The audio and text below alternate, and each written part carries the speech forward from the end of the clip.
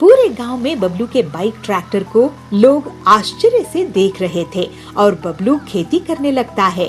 पीलू उस खेत में बीज बोने लगती है। बिलासपुर गांव के जंगल में पीलू और बबलू रहते थे। उनके बीच बहुत अच्छी समझदारी थी। दोनों हर सुख दुख में एक दूसरे का साथ देते थे। एक दिन पीलू अपने पति से कहती है, सुनिए जी, आज मंदिर चलते हैं। आपको वैसे भी टाइम नहीं मिलता है। आज मिला है तो हम मंदिर में दर्शन करके आएंगे।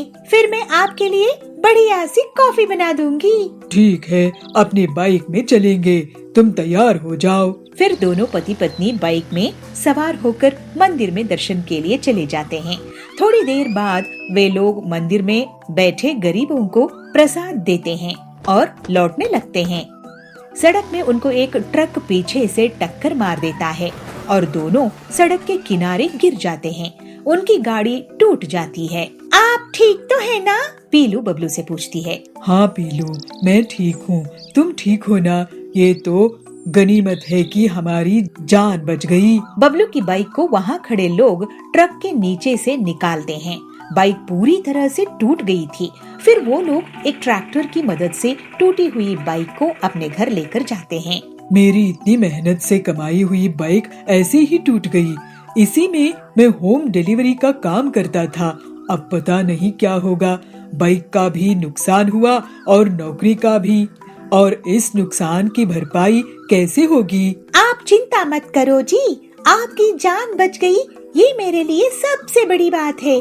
आप दुखी मत हो। मेरे ख्याल से आप अपने मैकेनिक दोस्त हरिया से मिलो और उससे अपनी बाइक ठीक करवाओ। मुझे पक्का यकीन है कि आप बाइक ठीक करवा ही लोगे। ठीक है पीलू। अगले दिन बबलू सोचता है कि उनके पुरखों की जमीन उनके घर के पीछे है, जिसमें वो खेती कर सकता है, लेकिन उसके लिए ट्रैक्टर चाहिए। काश मेरे पास एक ट्रैक्टर होता तो मैं खेती कर लेता और फसल बेच के पैसे कमाता। फिर बबलू अपनी टूटी बाइक लेकर हरिया के पास जाता है। हरिया भाई, मेरे दोस्त, मेरी बाइक को ऐसा रिपेयर करना कि मैं गांव में सबसे तेज डिलीवरी बॉय बन जाऊं। अरे बाइक रिपेयर के लिए लायक नहीं है। इसमें तो बहुत बड़ा ज्यादा काम करना पड़ेगा। अरे भाई, अगर मेरे पास ट्रैक्टर होता तो मैं उससे खेती करता। अरे तो बाइक क्या रिपेयर करवा रहे हो?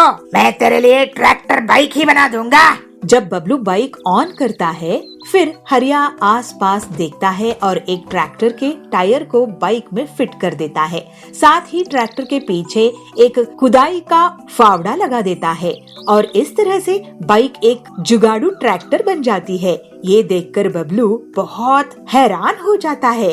अरे इस बाइक को चालू करके देखो बबलू। जब बबलू बाइक ऑन करता है तो वो ट्रैक्टर की तरह शुरू होती है। उसको चलाने पर बबलू बहुत खुश होता है। वाह हरिया, तूने तो मेरी बाइक से खेती का रास्ता खोल दिया। फसल की पहली कमाई की पार्टी देना। फिर बबलू घर आता है। बबलू जी, आपकी बाइक तो ट्रैक्टर बन गई है। इससे तो बहुत अच्छी खेती होगी। पूरे गांव में बबलू के बाइक ट्रैक्टर को लोग आश्चर्य से देख रहे थे और बबलू खेती करने लगता है।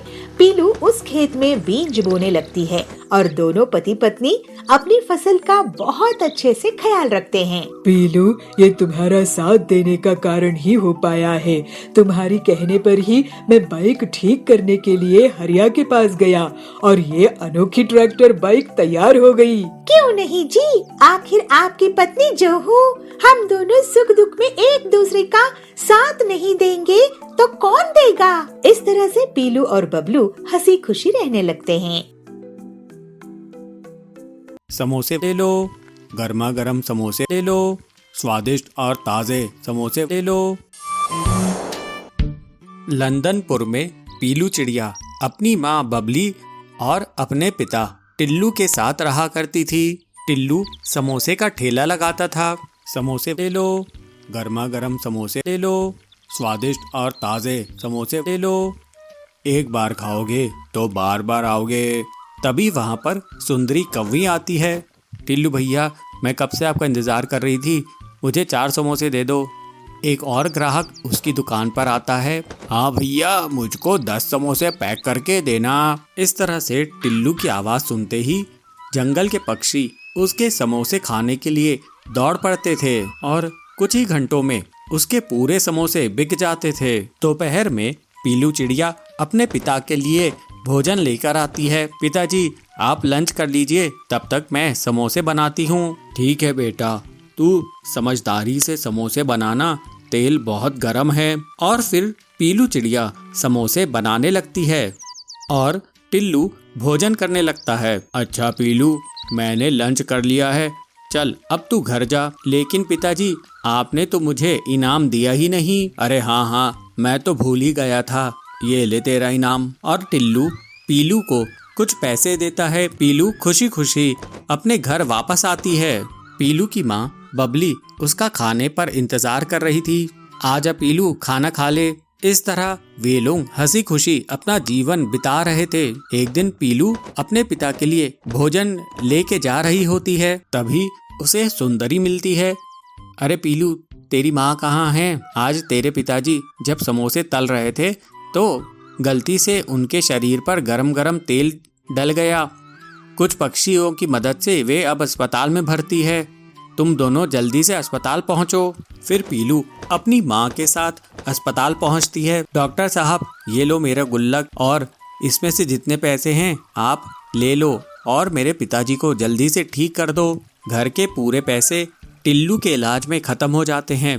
फिर 2 दिनों बाद टिल्लू को होश आता है। बबली अपने पति से पूछती है, ये सब कैसे हो गया जी? आज तक तो ऐसा नहीं हुआ था। आप ध्यान देकर काम नहीं कर रहे थे क्या? पता नहीं बबली, इतनी बड़ी गलती कैसे हो गई?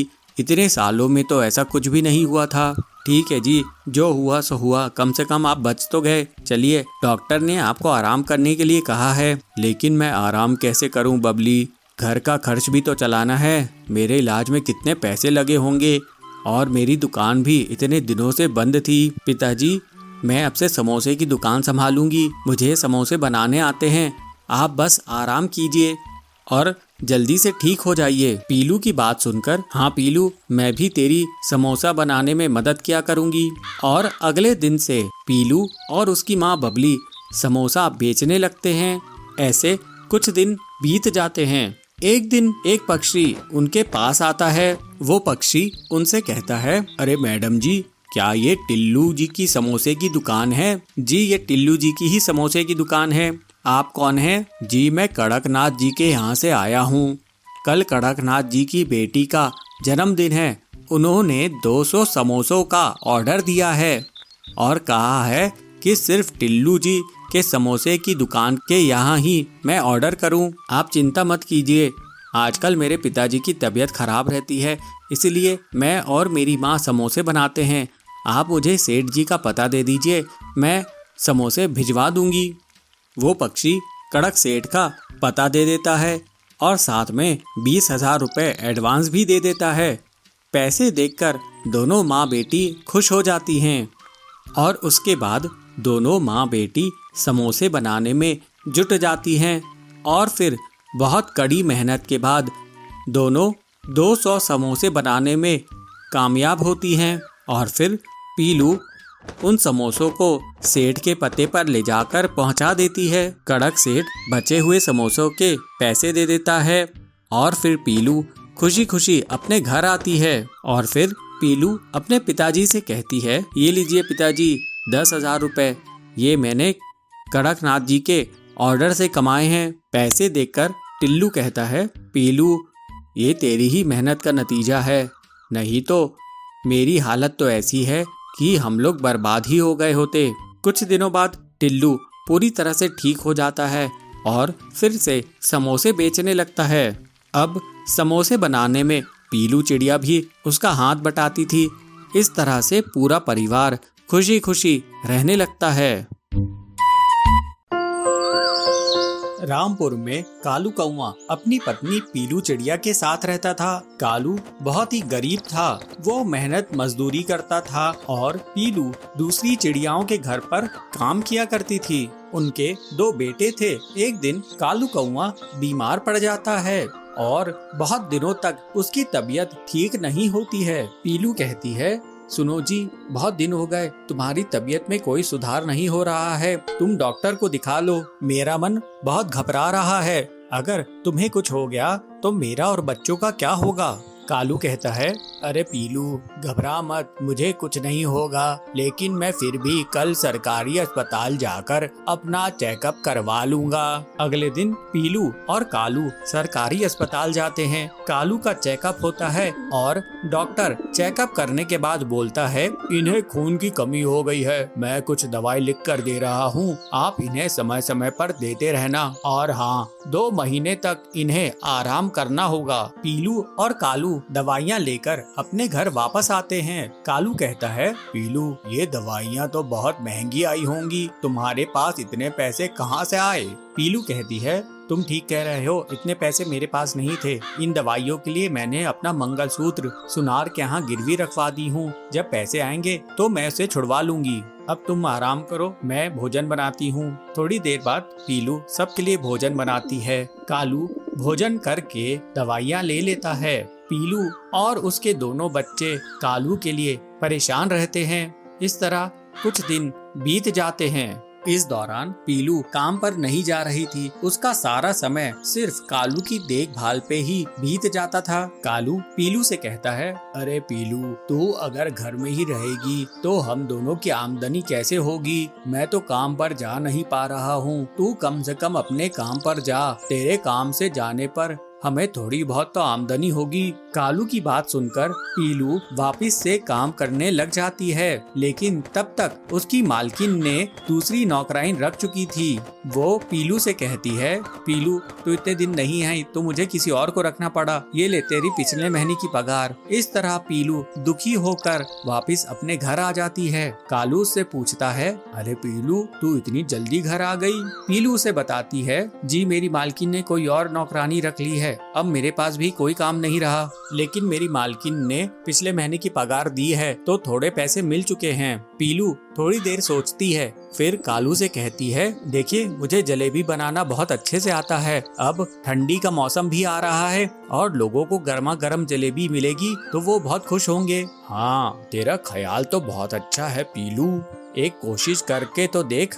अगले दिन से पीलू एक ऑफिस के बाहर गर्मा गर्म जलेबियां बनाना शुरू कर देती है। उसकी खुशबू से बहुत सारे पक्षी वहाँ पर इकट्ठा हो जाते हैं। अरे दीदी जी जरा एक प्लेट गर्मा गर्म जलेबी दीजिएगा तो। टिल्लू भी वहाँ पर जलेबी खाने आता है। टिल्लू पीलू के बच्चों के स्कूल का हेडमास्टर था। वो जलेबियाँ खाकर बहुत खुश होता है। अरे वाह पीलू जी क्या टेस्टी जलेबी बनाई है आपने, मैं तो इसी बात पे आपके बच्चों को पास कर दूंगा, हा हा हा। इस तरह से बहुत सारे लोग पीलू की जलेबी खाने लगे और उसकी दुकान अच्छी खासी चलने लगी। पीलू अपनी कमाई से खुश हो गई थी। पीलू अपने पैसों से मंगलसूत्र को सुनार के यहाँ से छुड़वा लेती है और 1 महीने बाद ही कालू कौवे की तबीयत भी ठीक हो जाती है। अब कालू भी पीलू के साथ जलेबी की दुकान पर जाने लगता है। कालू पोहा बनाता है और पीलू जलेबियाँ बेचती है।